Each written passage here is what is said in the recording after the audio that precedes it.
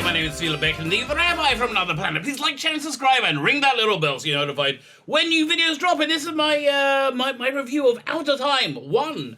Really, I think they could have come up with a better title than Out of Time 1, maybe Out of Time 1, the Cathedral of whatever. Yeah, that probably would have been better. Is it a recommend? Is it an avoid? It's a mild recommend. I know I spoiled my review because I want you to listen to it. It's a mild recommend, which in of itself is a little bit disappointing. You know, David Tennant and Tom Baker, it's a mild recommend. I'll go into the reasons why. Plus, we have news of Out of Time 2 and 3. Which they kept completely mum about on the extras of the CD of the on the making of. They didn't talk about it. They said, "Oh, we got news coming. Oh, we're not going to tell you." And then I just look at the website. It's right there. I don't know. But I don't know why they're announcing it. Another mild gripe. Is they as always they give you two covers with the current logo and the era specific logo. And that's actually interesting which era they choose. It tells you a lot about it. Although the era specific logo not very good. Not very good. If you look on the thumbnail to this, I made my own one. I'm going to put a link to it if you want to download it into the video notes. Help yourself. But before we get into the review, can I ask you guys, can you hit that subscribe button? That would be fantastic. Thank you very much.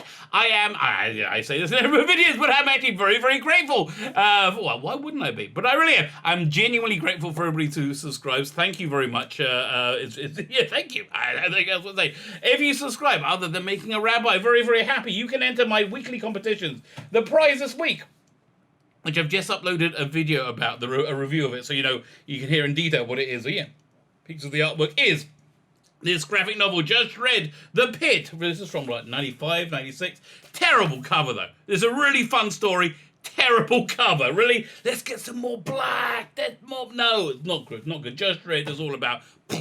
Anyway, it's a fun little story. Just Dredd is sent to the worst sector house in Mega City 1 and he's there for about 6 months. And you know, you get like the cool soap opera-y stuff, which I kind of like, getting into the inside lives of the judges, and then you know we get all the sci-fi action stuff, blowing things up, hyperviolence, all the stuff you love from Just Dredd. All you need to do to win it is subscribe to the channel, which is the freaking reason I do these comments. Subscribe to the channel, and in the comments leave the hashtag Judge DeMarco, JUDGEDEMARCO.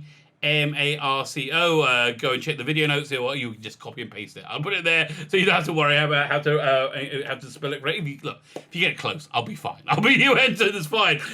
Judge DeMarco.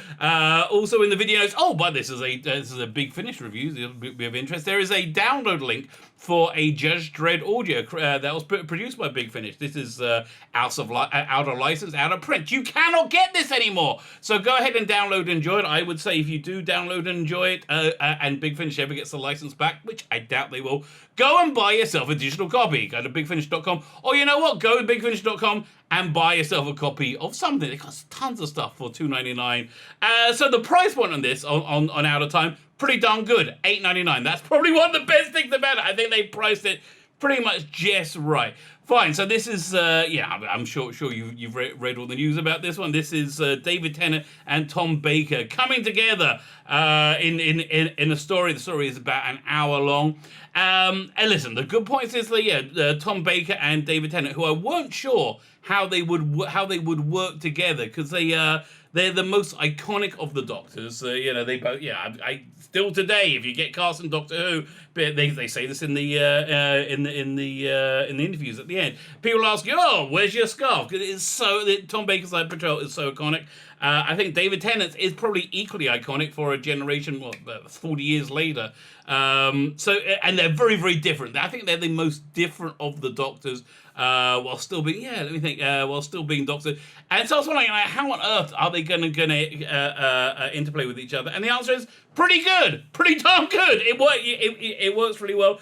Tom Baker's Doctor is obviously the junior to David Tennant's, but he seems so much wiser and so much senior to David Tennant, which is interesting. So they're both, the Doctors are at a interesting point in their lives. Tom Baker's Doctor is just back from Gallifrey before he's met Leela and after he said goodbye to Sarah Jane, and he's feeling a bit forlorn, a bit down about it, and so he takes himself off to.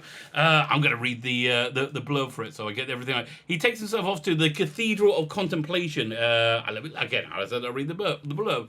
The Cathedral Contemplation is an enigma existing outside of time. So this was a really good idea. The setting, probably one of the best things in it. It turns through history, opening its doors across the universe to offer solace for those in need. So as Tom Baker's Doctor very much needed solace at this point, which is a really nice little fleshing out of his Doctor, I really did like that. And David Tennant's Doctor is pushing off his regeneration. He's not mid-regeneration, but he's like in that listless wandering thing, and he's a little bit out of sorts. He doesn't know if he wants a companion anymore, and so for both of them meeting each other, their meeting is very cathartic, and a meeting is something that they both very much needed. So the beginning of the story, and this is going to be as spoiler-free as I can make it, because I want you to go and buy it. Honestly, I want you to go and buy it, even though this is a bit mediocre, which I'm really surprised at. Even though it's a bit mediocre, I still want you to buy it, because I just like them making good Doctor Who. Which this is okay Doctor. It's not terrible, it's okay Doctor Who. So Big Finish has had a bit of a irritating trope, I would say, over the last few releases, of just being a little bit preachy, a little, a little bit, I think, 4 out of the 6 last releases had some kind of like kick-ass female character from a future who's trans and bi, and like, okay, but like all the time, it's always a different person, like, okay, and they keep talking about this wonderful, glorious future where everybody understands that everybody is gender fluid, which again, that's your belief, that's great, that's one of you, that's what you think the future will be, fine. I do get the feeling they've been preaching it, so I'm really glad to tell you there's no preaching in this. So what is it I didn't really like about it? Why isn't this a 10 out of 10? This is Tom Baker and David Tennant, the most iconic Doctors. Honestly, it just feels a bit pointless. Honestly, it feels like it feels slightly even more pointless than like the 2 Doctors. When they pulled back Patrick Troughton for the 2 Doctors, and they're like, why? I mean, like, that was nice. I'd like seeing it again, but why? It does have a bit of a cash grabby feel. What do I mean by cash grabby feel? It means it's making something that the audience will want and buy. So if you want to call that a cash grab, yeah, I guess it. I don't really. I think servicing your audience, it's not there. You would hope there's comes kind of like titanic reason for the Doctors meeting. Like, that's why I really enjoyed the many of the other multi-Doctor stories. 3 Doctors, 5 Doctors, obviously. Big Finish's Light at the End, which is so much better than this.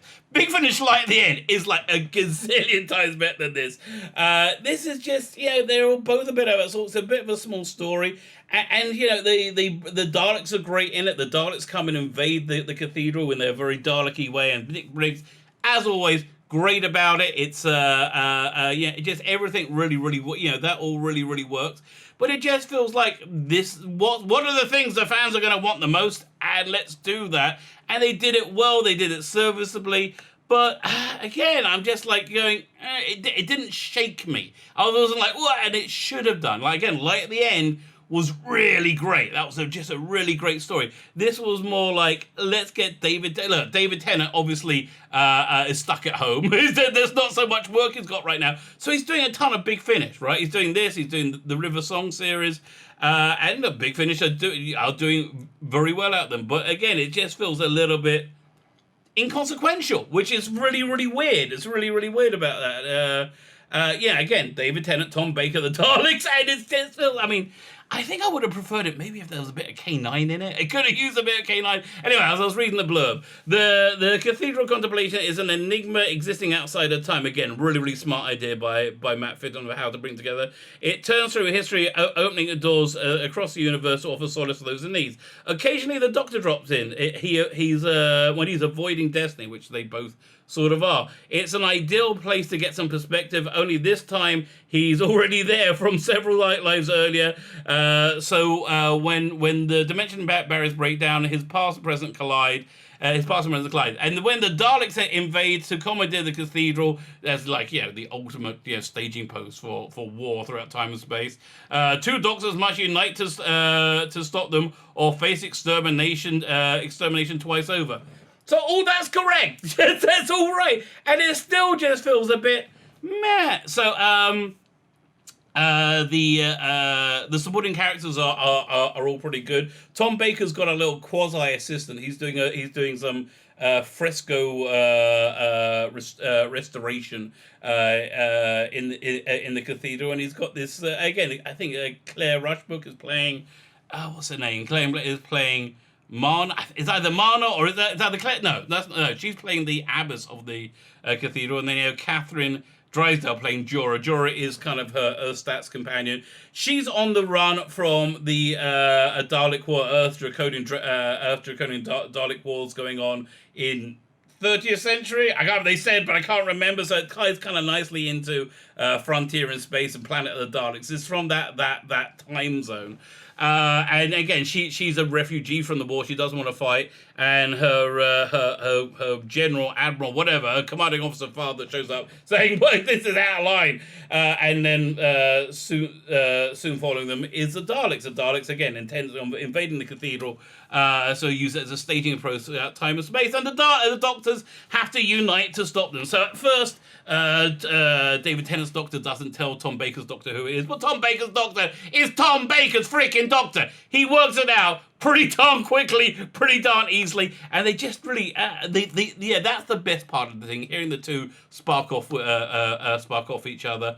Again, it was fine. It was okay. There was nothing wrong about it. It wasn't preachy to me at all, which I liked. Which all these things are good.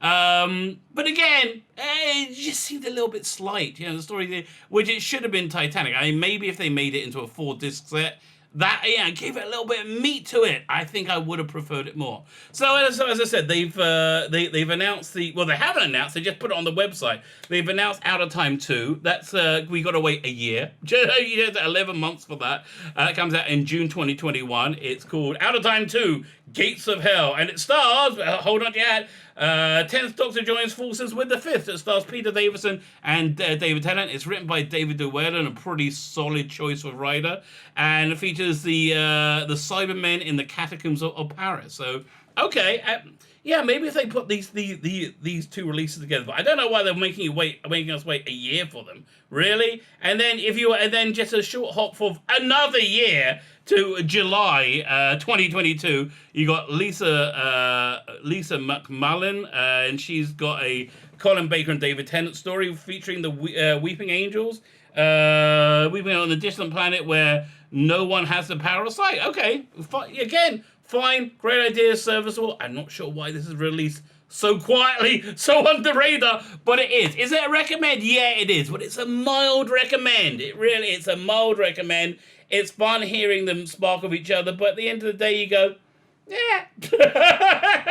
Fair. I've heard better. Honestly, there's been a lot better releases this year. I think Susan's War was far superior. If I go through the list of releases this year, this is not going to be near the top, which I'm surprised. It's really not. So there you go. I hope that is useful for you. I hope that wasn't too spoilery. I hope you buy it. I do hope you buy it, because I just like Big Finish, and I want to see them continue. And of course you're going to buy it. Really? You don't want to hear what David Tennant and Tom Baker's like? I think you probably do. It's $8.99. You get it on download. Totally worth it. My name is Sheila Bekin, the Rabbi from Another Planet. Please like, share, and subscribe, and ring the little bell so you're notified when new videos drop.